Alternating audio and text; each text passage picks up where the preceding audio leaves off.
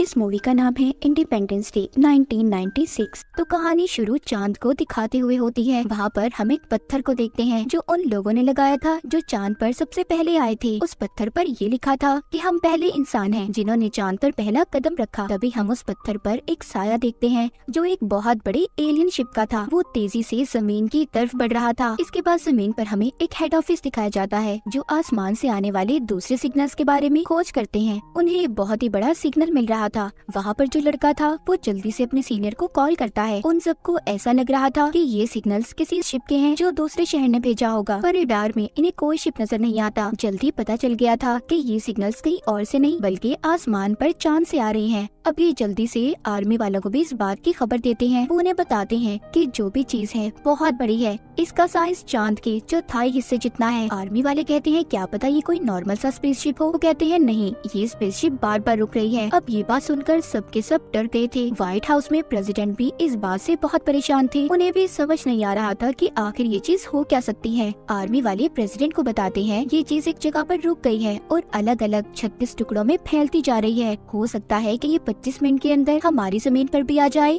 तभी कुछ ही देर बाद अलग अलग शहरों से ये खबरें आना शुरू हो गई थी कि उन्होंने आसमान पर आके बादलों को देखा है और ये बादल वही थे जो अलग अलग टुकड़ों में फैल गए थे। तभी थोड़ी ही देर बाद एक टुकड़ा मॉस्को शहर की तरफ भी बढ़ना शुरू कर देता है। जब ये बात प्रेसिडेंट को पता चलती है वो प्लेन को उस टुकड़े के पास भेजते हैं। वो भी आग की वजह से तबाह हो जाता है। इन्हें कुछ समझ नहीं आ रही थी कि आखिर ये चीज थी क्या। कुछ देर के बाद शहर में एक बहुत बड़ा स्पेसशिप आकर रुकता है जो पूरे शहर जितना था। और भी बहुत से स्पेसशिप अलग अलग शहरों में रुके थे। इन सब की वजह से टीवी स्टेशन में भी बहुत ज्यादा प्रॉब्लम हो रही थी। तभी हमें एक टीवी स्टेशन पर एक आदमी दिखाया जाता है जिसका नाम डेविड था। ये सैटेलाइट इंजीनियर था। जब ये सभी सिग्नल्स को देखता है तो इसे कुछ छुपे हुए सिग्नल्स भी मिलते हैं जो लगातार बीच में से गायब हो रहे थे। इसके बाद ये बाहर जाता है। डेविड आसमान की तरफ देखता है जहाँ पर इसे बहुत बड़ा एलियन शिप दिखाई दे रहा था। वो समझ गया था कि क्या होने वाला है। वो अंदर आकर स्टेशन के मालिक को बताता है आहिस्ता आहिस्ता एलियंस हमारे सिग्नल्स को बंद करके अपने सिग्नल्स को दुनिया में लाना चाहते हैं। अगर ऐसा हो गया तो समझो बहुत बड़ी तबाही होने वाली है। ये बड़े बड़े स्पेसशिप खाली नहीं बल्कि इनमें एलियंस हैं जो आकर हमारी जमीन पर कब्जा करना चाहते हैं। डेविड ये खबर प्रेसिडेंट तक भी पहुंचाना चाहता था। वो अपनी बीवी को कॉल करता है जो प्रेसिडेंट के साथ मिलकर काम करती थी। वो उसे सारी बात बता देता है। कहता है जल्दी हम पर हमला होने वाला है। लेकिन उसकी बीवी को उसकी बातों पर यकीन नहीं आता और फोन को बंद कर देती है।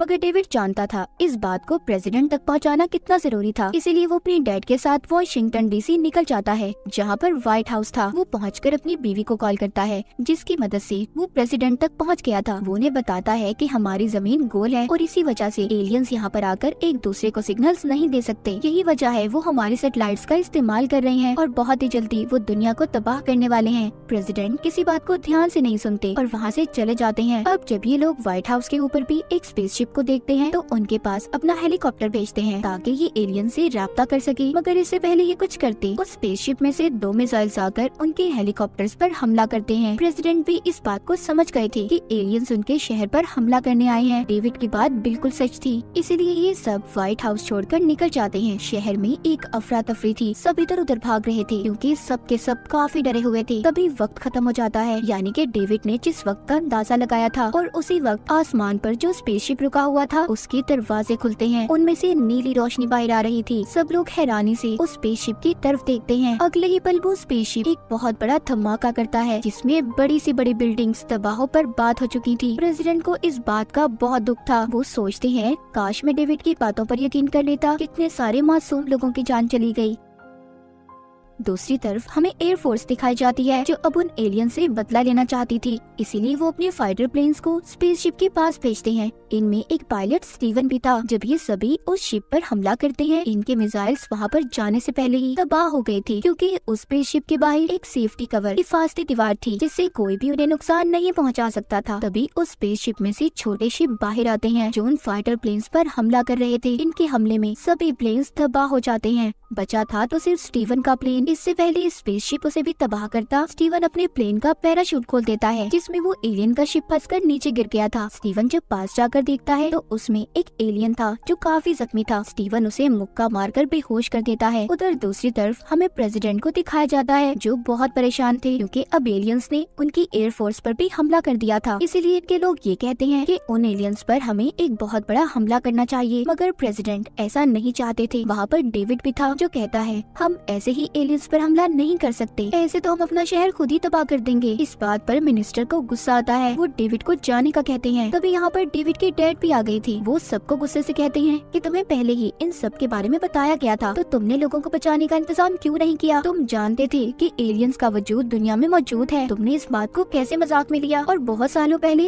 एक एलियन शिप क्रैश हुआ था जिसके अंदर एलियंस भी थे जिनको तुमने एरिया 51 के अंदर रखा है। ये बातें सुनकर प्रेसिडेंट कहते हैं कुछ नहीं है ऐसा, कोई एरिया 51 नहीं है। ये सब बातें सुनकर मिनिस्टर कहते हैं ये बात सच है, ये बिल्कुल सच बोल रहे हैं। ये सब बातें सुनकर प्रेसिडेंट भी हैरान हो गए थे क्योंकि इस बारे में वो कुछ नहीं जानते थे। इस एरिया को सिर्फ आर्मी ही कंट्रोल किया करती थी। ये सब के सब अब एरिया 51 में जाते हैं जहाँ पर जमीन के नीचे एक बहुत बड़ा लैब बनाया गया था। वहाँ पर उसी एलियन शिप को रखा गया था जो बहुत सालों पहले तबाह हुआ था। यहाँ पर लैब में प्रेसिडेंट एक साइंटिस्ट से मिलते हैं। वो बताता है हम कब से इस स्पेसशिप को ठीक करने की कोशिश कर रहे हैं मगर हम इसे ठीक नहीं कर पाए। हालांकि हम इसके बारे में बहुत कुछ जान चुके हैं, लेकिन जब से वो दूसरे स्पेसशिप हमारी जमीन पर आए हैं ये खुद ही एक्टिवेट होना शुरू हो गया है। यहाँ पर साइंटिस्ट इन्हें मरे हुए एलियंस भी दिखाता है जो इन्हें इसी स्पेसशिप से मिले थे। साइंटिस्ट बताता है वो हमारी तरह देख और सुन तो सकते हैं पर बस बोल नहीं सकते। प्रेसिडेंट कहते हैं जो भी है तुम्हें जल्दी पता करना होगा कि एलियंस का आखिर मिशन क्या है। उधर हमें स्टीवन को दिखाया जाता है जिसके पास वो एलियन था। वो अपने पैराशूट से एलियन को खींचता आगे बढ़ रहा था। ये आगे जाकर एक ट्रक को रोकता है। ट्रक में बैठा आदमी भी बहुत वक्त पहले एक पायलट ही था। जब इसने स्पेस में जंग लड़ी तो इसे एलियंस ने अगवा कर लिया, मगर आज तक कोई भी इसकी इस बात पर यकीन नहीं करता था। अब खैर स्टीवन इस आदमी के साथ एलियन को लेकर बेस तक आ गया था और ये एरिया 51 ही था। पहले तो गार्ड्स इनको आगे जाने नहीं देते, मगर जब स्टीवन एलियन को दिखाता है तो सभी डर गए थे और इन्हें अंदर जाने की इजाजत दे देते हैं। एलियन को लैब में लाया गया था। जो उसने सूट पहना था वो साइंटिस्ट खोलता है, मगर कुछ ही देर के बाद एलियन को होश आ गया था। एलियन जैसे ही साइंटिस्ट की तरफ देखता है तो उसके सिर में अजीब सा दर्द होने लगा था।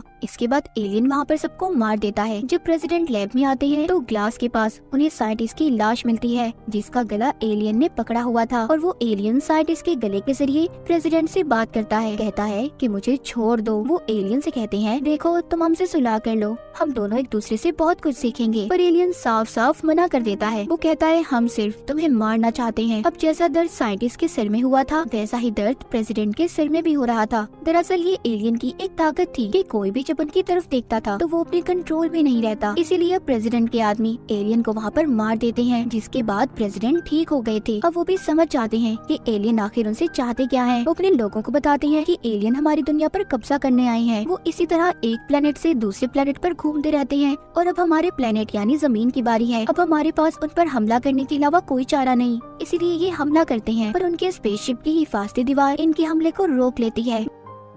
दूसरी तरफ स्टीवन अपने प्लेन को लेकर शहर की तरफ जाता है ताकि वो वहाँ पर जाकर लोगों को बचा सके। वो अपनी बीवी और बाकी सब जख्मी लोगों को बचा लेता है जिनमें प्रेसिडेंट की बीवी भी थी, मगर वो बच नहीं पाती, उसकी मौत हो गई थी। प्रेसिडेंट को इस बात का बहुत दुख होता है, वो पूरी तरह से टूट चुके थे। उधर डेविड भी शराब के नशे में बहुत गुस्से में था। उसे गुस्सा आ रहा था कि वो लोगों को बचाने के लिए कुछ नहीं कर पा रहा। यहाँ पर डेविड के डैड आते हैं और कहते हैं ये क्या कर रहे हो, ऐसे तो तुम बीमार हो जाओगे, तुम्हें सर्दी लग जाएगी। तभी ये बात सुनकर डेविड के दिमाग में आइडिया आता है। वो जल्दी से उसी लैब में जाता है जहाँ पर स्पेसशिप को रखा हुआ था। वो उस पर एक कैन रखकर ऑफिसर को कहता है कि इस पर गोली चलाओ। वो गोली चलाते हैं तो साथ ही उस स्पेसशिप के इर्द गिर्द एक हिफाजती दीवार बन गई थी। इसके बाद डेविड कंप्यूटर पर कुछ करता है और कहता है फिर से गोली चलाओ। इस बार गोली कैन को लगती है। सब बहुत खुश थे कि हिफाजती दीवार खत्म हो गई। वो डेविड से पूछते हैं कि तुमने इस हिफाजती दीवार को कैसे खत्म किया। वो कहता है कि मैंने उस स्पेसशिप के अंदर एक वायरस को इंस्टॉल किया जिससे उसकी ढाल कमजोर हो गई। डेविड कहता कहता है हम उनकी स्पेसशिप में भी ऐसा ही करेंगे, वायरस को डाल देंगे जिससे उनकी हर स्पेसशिप की हिफाजती दीवार कमजोर हो जाएगी और यहाँ पर हम आसानी से उन पर हमला कर पाएंगे। सब पूछते हैं कि हम उनकी स्पेसशिप तक आखिर पहुँचेंगे कैसे। डेविड कहता है इसी स्पेसशिप से हम उनके बड़े स्पेसशिप में दाखिल होंगे और वहाँ पर जाकर इस वायरस को इंस्टॉल कर देंगे जो 1 मिनट के बाद काम करेगा और तभी हम 1 मिनट के अंदर अंदर